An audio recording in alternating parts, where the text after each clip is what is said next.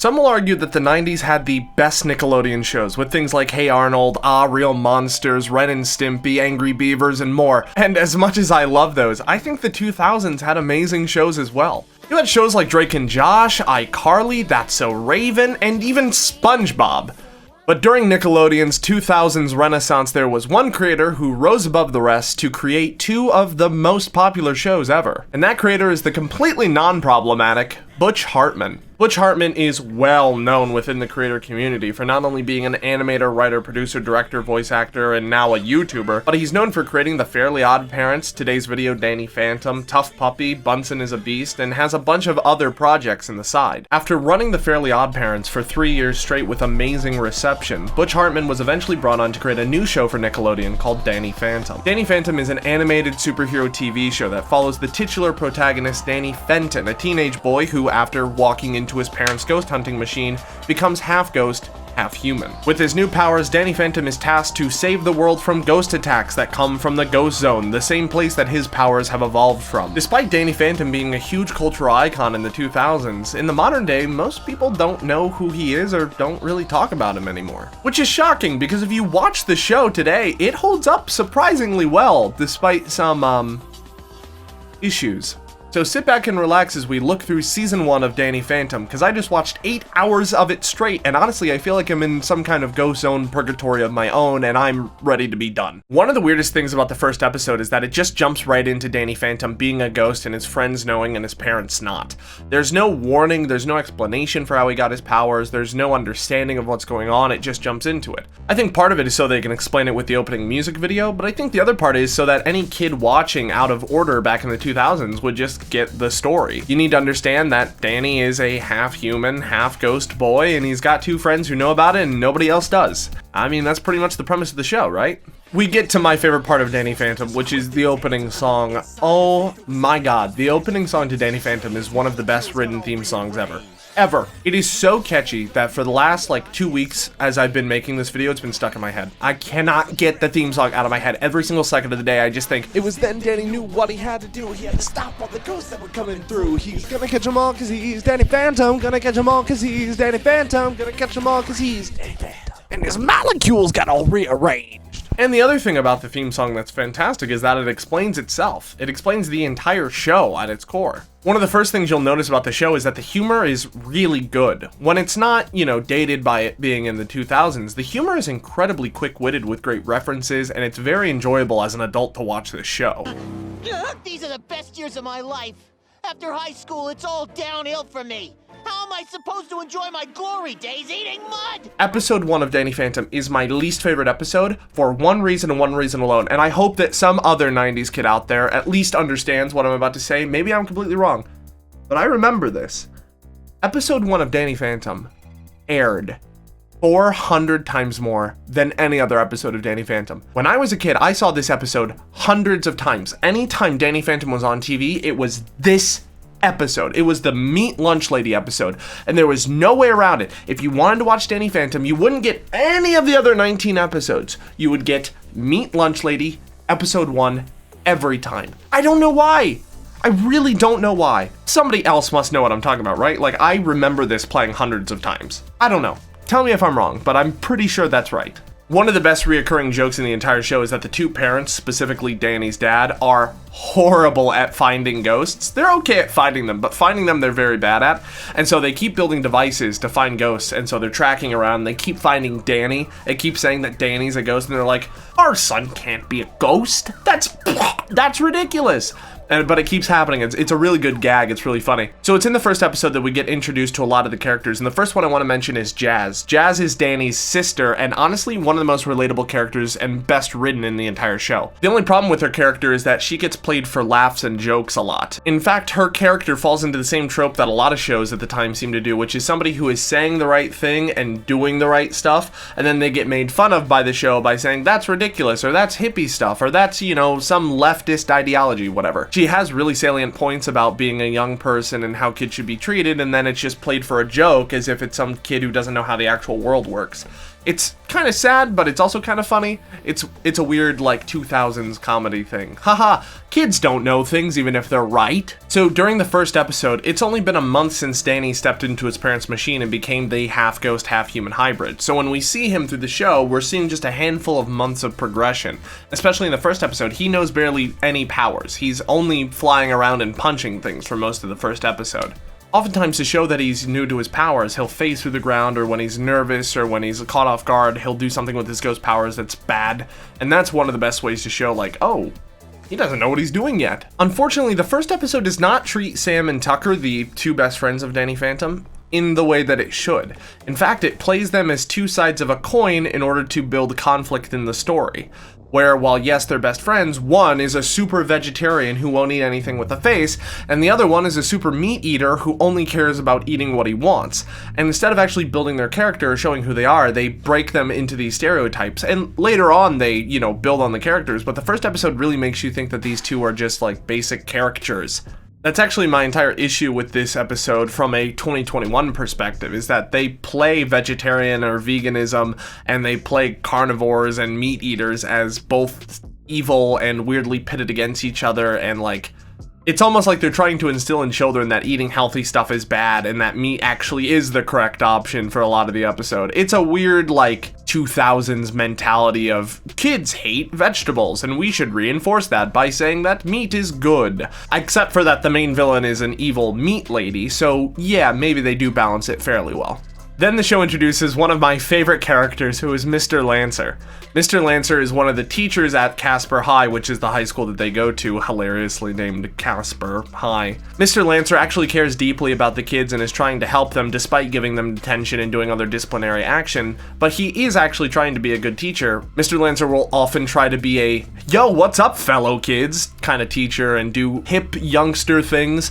He'll also go on to make weird references to old books and movies. It's a fantastically written character, and every time he's on the screen, it is a joy to see him. But other than that, episode 1 is a fairly standard episode introducing some of the characters. Even though the two other main characters do not get introduced well, it is a pretty well-rounded episode altogether. I've seen it more times than any of the others, and honestly, I'm done talking about it. I never want to see it again. Next episode. Episode 2, Danny Fenton, really introduces us to the characters and adds some more, we'll say problematic elements, which we'll get to in a second. This episode focuses on a ghost girl and her dragon necklace that want to go to prom, and if you wear the necklace, you become a dragon. Danny also learns that with his ghost powers, he can possess people. It is a hodgepodge of ideas in one episode. It's done fairly well if you watch it, but it's really... It goes all over the place, honestly. Paulina is introduced in this episode, which is one of the side characters that Danny and Tucker are both infatuated with. She's one of the most popular girls in the school. So in order to impress the popular girl, Danny gives her the dragon necklace on accident. Now here's where we get to some of the more painful elements of this episode. I'm gonna have you watch a clip, and you tell me what you think the implication is of this clip. Let me get this straight. You can just walk into people and take over their bodies from the inside? Yeah, pretty much. Hey, Danny, if you could control a girl for just about 2 minutes... Forget it. Now, I don't know if it's me, but that reads very, terrifying. Tucker's character gets rewritten a little bit later on in the series, but some of these earlier episodes, he is a huge misogynist and just does not respect women in any capacity. There's actually a later episode that deals with video games that we might get to, where they actually act as though women can't play video games and things like that. Earlier episodes, Tucker has almost no redeemable qualities when it comes to women, and it's really weird. Like, even for the time, Tucker is written pretty disgustingly.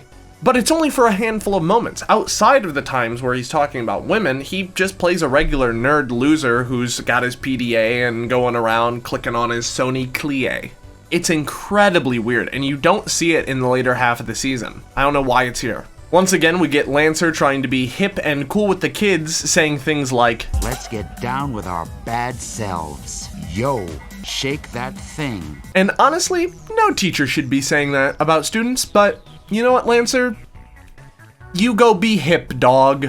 So after some literal dragon research, they have to go to the prom and try to steal the necklace off of Paulina in order to stop the dragon and send the ghost back to the ghost zone. This is also the first episode that hints at Danny and Sam potentially being a couple in the future, and back when this show was first airing, that was something my kid brain never thought would be a possibility, so to see them even hint at it was kind of crazy. Episode 3 introduces two very important characters to the show, and they are both ghosts. We get one, what's his name? Slektor? Hector the Slektor? What is his name? Episode 3 introduces two very important characters. Skulker, who's kind of like Dog the Bounty Hunter, going out and trying to catch ghosts and put them in a cage or put their pelt on his mantle. Then the other ghost, which is incredibly important to the story and honestly one of the most serious characters ever, the Box Ghost. Beware! I am the Box Ghost! The Box Ghost is a gag ghost that keeps coming up almost every episode after this one. Amazingly voiced by Rob Paulsen. Great character, hilarious, always a blast. From this episode on, we start to see a reoccurring theme in most of these episodes now that they've established their main characters. Again and again, Danny Fenton is presented with a ghost that is broken out of the ghost zone, and he has to use his power and the help of his friends in order to force that ghost either into the thermos or back into the ghost portal. Characters like Skulker keep reappearing, somehow leaving the ghost zone one way or another to come back and try to fight Danny Phantom. They all slowly develop grudges until we get to the end of the season where the entire town begins to hate him because he appears where every single bad event is. While we are kind of skipping ahead a lot of episodes, a lot of these episodes are pretty much filler. There's only one or two that I really want to touch on before we do a full look back on what's left. One of the other really important episodes comes about halfway through the season, which is episode 7, where Vlad appears. Vlad Masters is a old college friend of Danny's parents, and actually Danny's dad is the one who turns Vlad into a half-ghost, half-human hybrid. While Danny's dad has no idea he's done this to his old friend, Vlad is incredibly upset at him, and he's even more upset that he stole the girl that he wanted, which is of course Danny's mom. So we have the character of Vlad. Vlad is somebody who hates Danny's father and loves Danny's mother, and so he gets to be the ghost incel that keeps trying to win her affection while killing Danny's father. Vlad also wants to try to teach Danny what he knows because after 30 years of being a ghost, he thinks that he can have somebody on his side and that would also win over his mother's affection. Vlad is an incredibly important character that not only appears the rest of this season to cause havoc, but appears for multiple seasons after this. Vlad doesn't really get any development as a character, he mostly just stays an incel loser who tries to win over Danny's mom the entire first season. Then there's an episode that features this ghost police force, like investigators, who try to catch unruly ghosts or enforce laws within inside the ghost zone. These guys come after Danny eventually. And then episode 9. This is where Jazz, which is Danny's sister, finds out that he is Danny Phantom. Yeah, it's actually one of the coolest episodes in my opinion, watching her see her brother turn into the ghost and realize that everything is starting to click, why he's been so distant, why he keeps leaving in the middle of the night. It's always cool to see people inside of the superhero's family learn that he is that superhero, and this show does that incredibly well. So for the rest of the series, she actually doesn't tell him that she knows, and instead there's little moments where she hints to knowing that he's actually the ghost. Episode 10 introduces Valerie Gray, who is a young girl that goes to high school with Danny Phantom and Tucker has a crush on, which of course he does. Turns out that she is being paid by Vlad to become a ghost hunter without her even realizing it. Valerie's father works as a security guard at a place called Axion, which Danny Phantom accidentally destroys during the episode. Her father loses his job and they end up in a crappy little apartment in the middle of nowhere. So Vlad, the incel from the previous episode, decides to send her a care package, which turns her into the ultimate ghost hunter to try to kill Danny Phantom. Valerie is another one of the villains that exist in the show to try to take down Danny Phantom, and she will come back multiple times, so it's important to include her here. And now for what might have possibly been the most popular episode of Danny Phantom to ever air, episode 11, Fanning the Flames. Yes, oh yes, this episode needs no introduction, it needs no intro, it is the Danny Phantom episode. Ember is a musician band ghost who has one song which is incredibly catchy, and its entire point is to fan her flames by having people sing her name. The more people that say her name, the more power she gains. So she goes on a world tour domination spree, and Danny Phantom has to try to stop her. This episode is fantastic for one reason and one reason alone. The song is amazing. I mean, say what you want about Nickelodeon shows and musical moments which might have not have gone well. This one went amazingly well. This song is one of the best written songs that Nickelodeon ever put out, and honestly, you only hear like a minute of it at a time. Guy Moon, as always, with most Nickelodeon shows that he did music for, was phenomenal. Guy Moon is such a great composer and music writer, it's not even funny. The soundtrack is always a banger. If I had a CD player in my car in the 2000s, I would have burned this onto it and blared this out my window show the whole way to school and back because it is so good. The rest of the episode mostly teases if Sam and Danny might get together, but you're here for Ember, you're here for the song, and then you don't watch the episode again. Ember, you will remember. Episode 12 is an example of very cringy, very stupid writing about video game players and nerds that play computer games. Again and again and again in this episode, all they do is rag on people that play video games during the 2000s. They make fun of those players, they cast them as nerds and geeks and losers for their hobby. Honestly, this episode has almost no redeeming qualities, except for one Deus Ex moment where it turns out that Sam was actually an incredibly strong player in the game the whole time, while the boys were accusing her of not being able to play video games and talking down to her and mansplaining the game. I mean, looking back on it, it's cringy just to see how they talk and how they wrote the characters. But it's even worse to think that they had an entire sketchboard of this episode and couldn't do anything more exciting than, here's a video game where two losers are going to play and then they're going to have a tech loser come in from the ghost world and play the game and then their loser teacher plays it. It's just bad. Episode 14 is called 13, which is such a missed opportunity, I don't know if they did it on purpose. 13 is based around a young ghost who rides a motorcycle with his girlfriend, and they are kind of like the embodiment of being unlucky. He has a shadow ghost which can make bad things happen to people. It's a fairly forgettable episode except for some of the bonding that Danny does with his dad. There's actually a really cute moment where they start to mimic each other more and more through the episode, and you can kind of see that Danny's growing to love his father and his ghost hunting ways. We also get some really great character development for Tucker, which was obviously an earlier issue, but like I talked about earlier, Tucker at the beginning of the show was very much not well written, and this episode actually gives him some really good character development where he goes through an identity change and he doesn't know exactly who he is and he's kind of resenting the tech side of himself. At the end of the episode, they undo a lot of this work by just having him realize, well, I was actually who I was the whole time and I'm not going to change who I am as a character. Then the last 4 or 5 episodes of Danny Phantom are very much a monster mash where everything comes back to slowly bite Danny. Characters like the FBI from the Ghost World come back to visit and try to take over Danny's life. Vlad comes back as an actual opponent for Danny. The Box Ghost makes a reappearance. And even 13 comes back just a few episodes later. Episode 19, in my opinion, is the last episode of Danny Phantom, because it not only has Vlad returning for the final time being the villain against Danny, but it also has multiple of the ghost hunters that have been hinted at throughout the world coming to try to catch Danny. It has his own parents trying to catch Danny. It has a bunch of other villains from earlier in the series coming back to fight Danny. Episode 19 should have been the last episode of the show, but it wasn't. Episode 20 comes around, and honestly, episode 20 is maybe the weakest episode in the entire show. It's so bad. An evil ringmaster comes to town with a obviously evil sphere with a circle ball, and he's hosting a circus freak show event. He has the ability to mesmerize ghosts into doing what he wants, and he forces Danny to just do a bunch of bad stuff to his friends and do his bidding. And then it's not even through the power of friendship or anything. Danny just... It's so bad. It's so bad. Why did they end the show on this? An evil ringleader comes to town with the ability to mesmerize ghosts, and he used those ghosts to do basic petty crime like robbing a jewelry store or scaring some parents. Then it turns into a train bank heist where they're loading money onto a train and trying to run away, and eventually they just end up dropping the staff that he used to mind control people, and he's freed and the guy goes to jail, and then that's how the season ends. In fact, you should listen to the live commentary I said. I have it recorded. Here is exactly what I thought when the season ended. Is that how the season ends? Wait, no way. Really?